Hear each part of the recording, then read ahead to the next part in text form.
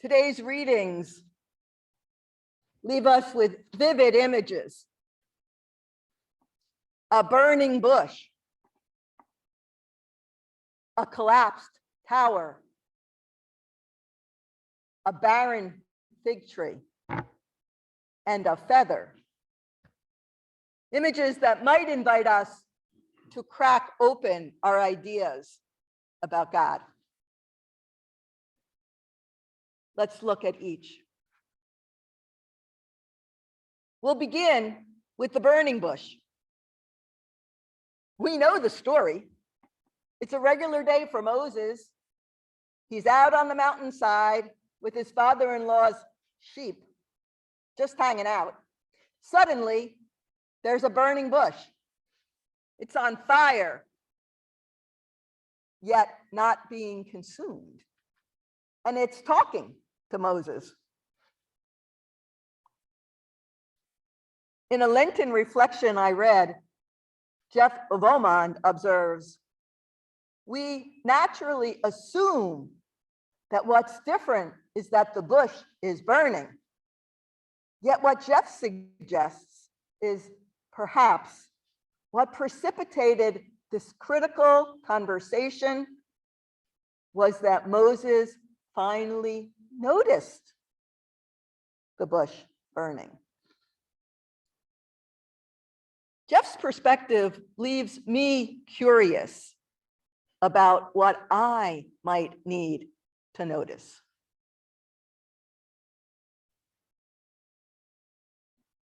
Our second vivid image is a collapsed tower. Today's gospel opens with what I would refer to as the why bad things happen to normal people question. Both when Pilate massacred Galileans while they were worshiping, and when 18 people were killed by a collapsed tower just south of Jerusalem's old city, Jesus is very clear. Extraordinary tragedy does not equate to extraordinary guilt. For some of us, though, it might be natural to see suffering and conclude that they, whoever was impacted, deserve it. Jesus is pretty clear on this point. Evil and accidents happen. Our God is not vindictive. Good to know in a time when bad things keep happening. Yet this week, our hearts ache. And have any of us wondered, as we climb into our beds, what it might be like to sleep in a crowded shelter in danger of being bombed? Or why horrors happen in the world that don't even make the news cycle? Or why veteran photographer Pierre Zakrzewski and Ukrainian journalist Sasha Kushnova had to die this week.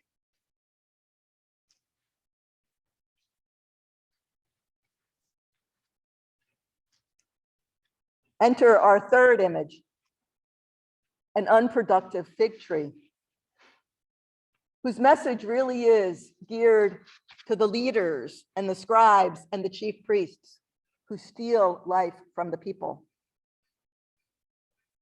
Biblical scholar John Pilch suggests the gospel writer we know as Luke effectively used insult humor in this gospel, rather than recommending that soil be replaced or watering be increased to help the tree yield fruit. The suggestion was spreading fertilizer, manure on the tree's roots. Pilch observed that this approach would have resonated with the people, leaving Mediterranean peasants laughing and their leaders indicted. As earthy as I am, I must admit that I never saw the link before between God's presence in patience and mercy and manure. And let's remember Jesus's response to call every single one of us to reform our lives, to what Sister of St. Joseph, Mary McGlone, describes as metanoia, conversion, a thorough change of mind and heart and vision. She suggests that God wants to actually shake us out of our lethargy and open us to believe that God's love is so deeply that we model it. And the result of this process is to bear fruit and become new and diverse images of the God beyond all names. Reform begins with individual discernment and often has significant ripple effects. Since it's Women's History Month, I just want to reference, if you haven't seen the article in the tablet that Joanna Moorhead wrote to mark International Women's Day, I think it was published on March 5th. It's worth at least checking out. Joanna, who was involved in the Root and Branch Synod that some of us were involved in over the past year, compiled a list of 50 remarkable women from throughout the world, many of whose names are synonymous with reform. 25, or half the list, were familiar to me, including Nigerian novelist Chimamanda Ngozi Adichie, Colombian anti-corruption activist Ingrid Betancourt, South African theologian Ntando Hadibe, and Indian theologian Virginia Saldano.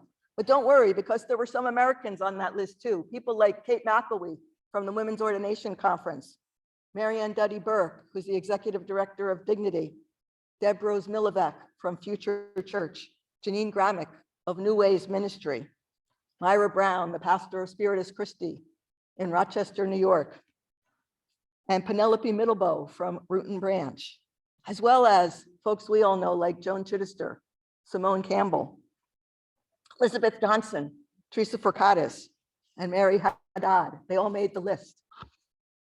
It's an impressive group. One final image, that of a feather, not a feature, on the breath of God, comes to us from Hildegard of Bingen. Her parents dedicated her to the church. From the age of 8, she lived in a Benedictine monastery in Germany, received tutoring, later became a Benedictine nun, and ultimately was elected abbess. She was born in the year 1098, and Hildegard grew into a gifted interdisciplinary musician, artist, visionary, preacher, and physician. Even though she lived in medieval times, think about what she accomplished. She distinguished herself as a strong, independent woman and leader. Hildegard viewed everything as connected, and saw the creative, healing, greening power of God and nature integrated in everything. What a beautiful image for us today as spring begins here. Seeing oneself as a feather on the breath of God. 833 years after her death, in 2012, Hildegard of Bingen was declared a doctor of the church. Vivid images of nature, a bush on fire, a feather floating on God's breath, the roots of a fig tree, obscured by manure, in hopes of generating new life, greet us this first day of spring in 2022. The invitation is to pause, notice and listen to the sacred spark in and through each of us and all of creation. My friends, I'm reminded of one of my favorite quotes of Henri Nouwen. Our deepest vocation is to be a witness to the glimpses of God I've been allowed to catch. These next few weeks, my hope is that you consciously catch vivid glimpses of God.